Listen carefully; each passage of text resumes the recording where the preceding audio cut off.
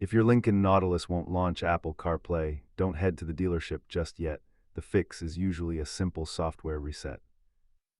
Data shows that 85% of Sync 4 connectivity issues are resolved with a simple system reboot rather than hardware replacement.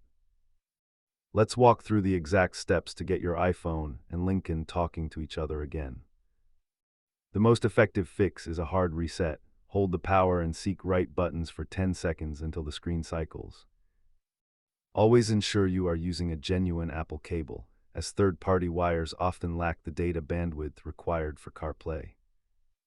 Check your iPhone settings to make sure CarPlay is allowed while the phone is locked, otherwise it may stay disconnected.